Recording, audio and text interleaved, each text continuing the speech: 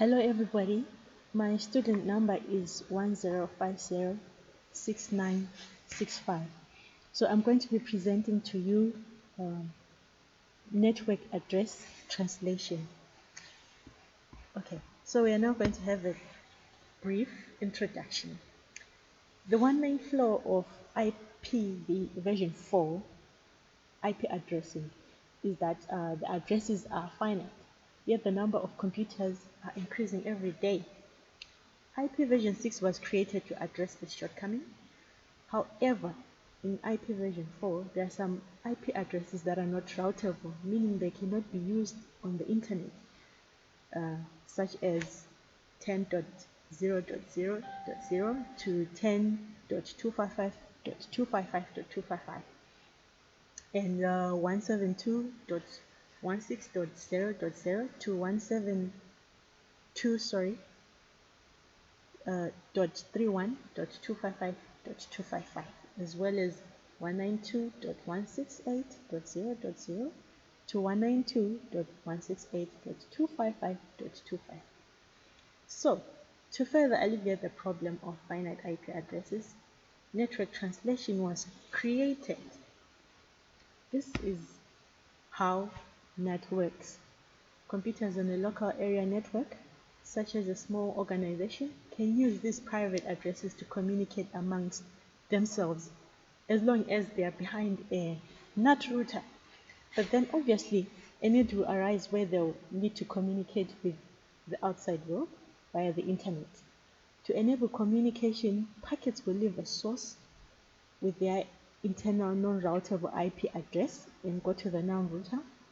The NAT router receives the packet, reassigns a public IP address to the packet, and forwards it to the destination host. When packets come from the network, the NAT router will receive them and reassign an internal non-routable IP address and forward to the correct destination host.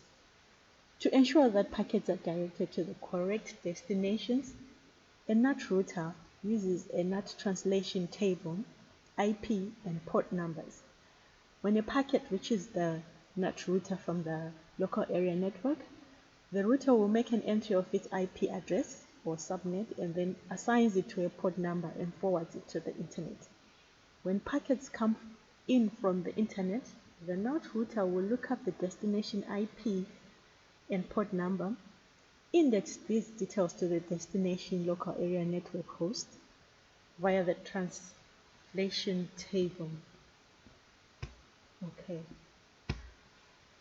So, in essence, the local area network hosts are hiding behind the NAT device because they use an internal IP address that is different from the IP address that is exposed to the public.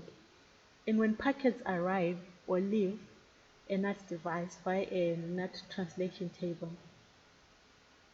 a NAT translation table is used to seek the correct destination. Hence the term hide and seek, which we shall be assigning to NAT today.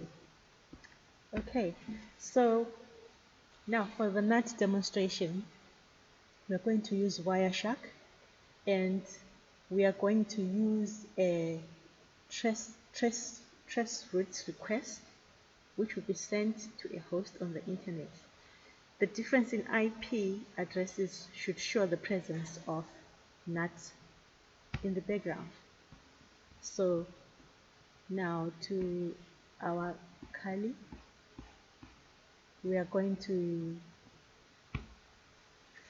go to our terminal and we are going to issue a trace route command.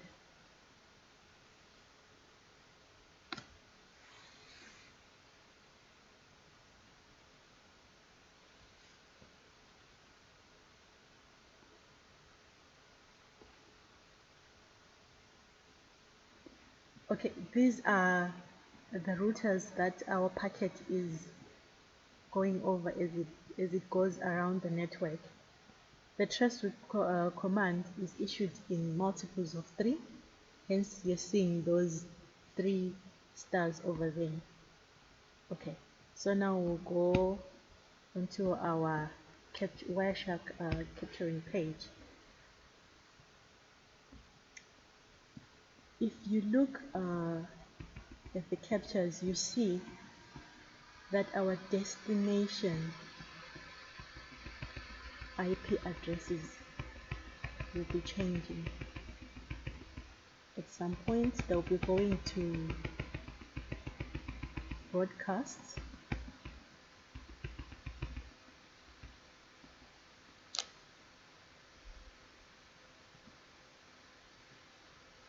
Let's go up. Can you see? That's a broadcast.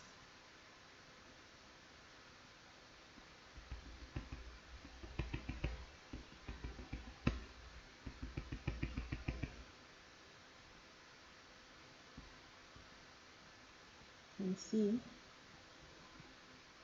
So in essence, what that means is that the packet will be hopping along the network, and as it hops from one router to another, the IP addresses will be changing. It gets to a destination host, in this case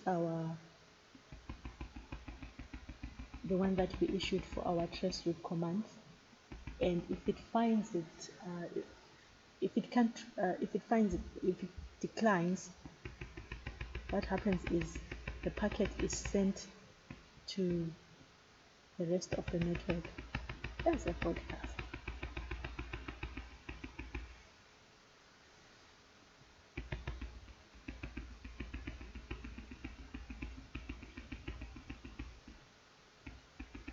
So in essence, the change in IP address is what shows the presence of the NAT in the background, as you can see.